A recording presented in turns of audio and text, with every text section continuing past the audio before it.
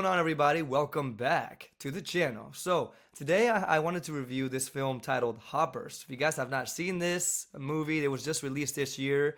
I'm sure a lot of you that are watching this review have probably already seen it, or if you have not, don't worry, I will not spoil it for you. But I mean, if I do, I'll give you a quick warning. But I just wanted to give you, my thoughts about this film. I just saw this with my family not too long ago, and long story short, I enjoyed it. It was such a good time. It was hilarious. And it was a very emotional roller coaster. I mean, there were some parts in this film where I was teary eyed, okay, a little bit. And I usually hold back tears a lot, but this one here got me pretty good, especially towards the end. So this one is directed by Daniel Chong. He has directed this film called We Bare Bears, the movie, back in 2020. And then now he directed this one of the Hoppers film in 2026. So there's not much that he's directed, but I mean, I think Daniel Chong did such a wonderful job with this film. So we have a whole cast of people in this animated comedy film that has to do with saving the environment. And well, I'll tell you a story about the story a little bit here. So the first, main lead of the cast is Piper Curda. She plays this character named Mabel, which is our main character, and she is the environmentalist, or the person that's trying to save this animal habitat, before it gets destroyed by the government or by the mayor in the town. Okay, the mayor is played by John Hamm. He's Mayor Jerry. So, I mean, this is such a long cast. We have Bobby Moynihan as King George, Dave Franco, which is James Franco's brother, as Titus, Eduardo Franco as Loaf. Guys, I got to tell you about Loaf. This is a beaver in this film that is just the most hilarious beaver I've ever seen in these in animated films. I think Eduardo Franco did such a good job voicing this character. Every time you see him on screen, he's just gonna make you laugh. The look of the character, and you guys have seen him in the trailer. This is the beaver that the bear tries to eat, and then the other beaver, which is played by by Piper Curda, whose name is Mabel. She is trying to save him from being eaten alive by this bear. So it's in the trailer. I didn't react to the trailer, but if you guys have seen it, it's in there. We got Meryl Streep as Insect Queen. That was an awesome character. Dimitri Martin as Flock. Let's see, we have Eric Edelstein. Oh, Eric Edelstein, I didn't think he voiced the character, but this is the guy that came out in Jurassic World with Chris Pratt. He's the one that gets eaten alive by that big white dinosaur, the one that they made in the lab. That was terrifying to watch, but I'm glad he's here doing a comedy movie and an animated movie as well. So, you guys, this is such a huge cast. I'm not gonna go over each name, but I'm just going over our main actors that you would hear about the most in the film. And so this film is just about a young girl that's going to college. That's her, played by Piper Curda. Her name is Mabel, and she's basically concerned about the environment, or this habitat that is being destroyed. They're building like a highway over it or something. The mayor is ordering to build a highway over that. Now you have all these construction workers basically trying to build that highway in that habitat, in that environment. And so we have Mabel's character come in here, and she tries to physically stop the construction men from doing this, but obviously the mayor or the government is a lot more powerful than that. So he pretty much just like removes her from trying to stop that from happening, and then they just blow up certain parts of that habitat to build that freeway. And so then our Mabel character, she goes back to the university, and there's this scientist, like a science professor there, and she tries to talk to her about like helping her save the environment, and what does she know about these animals. Maybe she can find a way to lure them back into the habitat, or bring them back.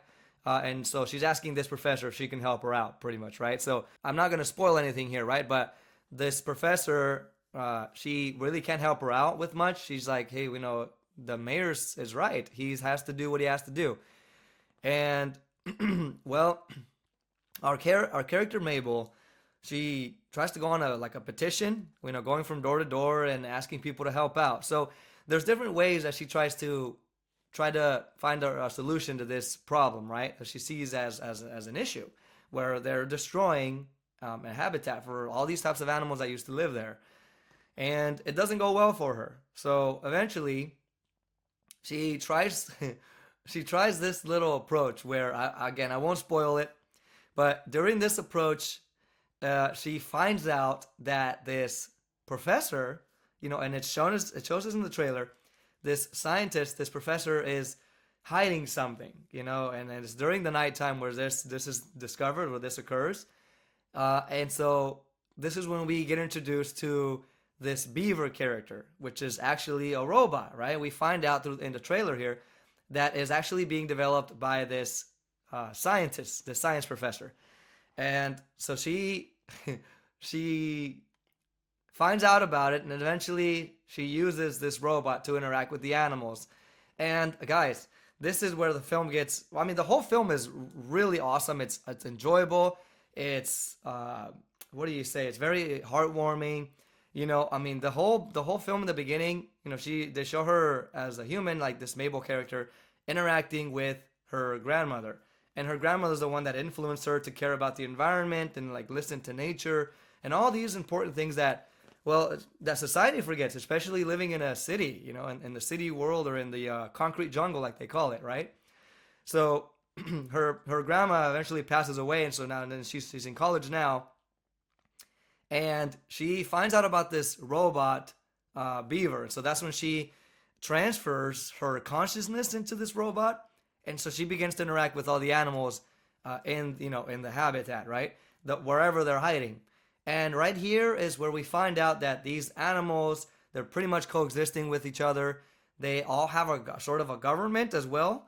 In this case, a king, and the king is, well, he's played by Bobby Moynihan, King George.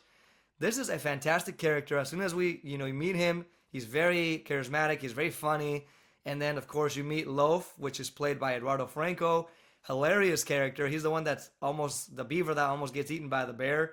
And these are all beavers, So first of all, our character Mabel, when she turns into this beaver, she's looking for these beavers all around the area, right? These real beavers. And so eventually she interacts with all these beavers and then different animals in the forest. And the way that that they talk is just like humans. They all have the gossip. They all have issues here and there, right? Even though they're living in a green, beautiful natural area, they still have work to do. They still have problems. They're still stressed out. They still have a console and a government, and just all of these different things like humans do. So that way, well, they can have something to, some kind of rules, some kind of control within their society as well, right? So that they can function well, just like humans do. So our character Mabel finds out all about this, finds out about this, throughout meeting these animals. But unfortunately, this is when the story has also its kind of gets to its climax, or to its conflict part, where we meet this character named Insect Queen, played by Meryl Streep, and she's part of the council, and I will tell you something, man. There is a scene where there's guts, there's something that gets crushed, and your first immediate reaction to that is just to laugh out loud. I mean, the way that this happens, the way these different characters and animals react to this, it is just overwhelmingly hilarious. I mean, everybody beside me was just cracking up. They were just like, leaning back on their chairs, laughing out loud, you guys. I mean, it was such an enjoyable film. And then even like the final part of the film where all the action happens and all of this, it is definitely filled with comedy. It's very twisted humor and very evil as well. There's this animal now where it's the opposite thing. This is a light spoiler here. A very light spoiler. But there's an animal in the habitat where it's an evil animal, and this one is played by let's see, I think it's it's Dave Franco that plays this. So he plays Titus, which is the specific animal or specific member of the habitat, that he pretty much does the opposite, where he transfers his consciousness into a robot human. And then now he just kind of flips it and then, well, uses the humans for certain things. And he tries to just pretty much, like all the evil villains say, would rule the world, right? So he tries to do the same thing here. And the way this is handled by all the characters, and then our character Mabel, where they're trying to stop him, it's so well executed. It's just everything just works perfectly. And well, this is where we get to like towards the ending part, a lot where it got a little emotional. So a lot of these parts in the film did get me a little emotional, but especially towards the end, I was like, you know what I mean? It was like that. So now that all that has been said, I definitely recommend you guys to check out this film and take the family with you. Take your spouse, take your girlfriend, take your boyfriend, whatever, and then go out and see this film. It is such a great time for everybody. So definitely go out there and check it out. So if you have already seen it, let me know what you thought about it. I would like to hear your thoughts down below in the comment section. If you have not seen it, I highly, highly recommend to check this beautiful animated film out. And by the way, the animation is crisp. It's just beautiful to watch it. Animation is just developing more and more throughout the years. It's getting so much better to watch. And then soon I'll also have a reaction for the new Toy Story. Was it Toy Story 6 or Toy Story 5? What is it? Toy Story 6 or 5? The new Toy Story movie. I'll have a reaction for that as well. And I believe there's another one out there that I need to react to. I want to check it out, which I haven't seen it.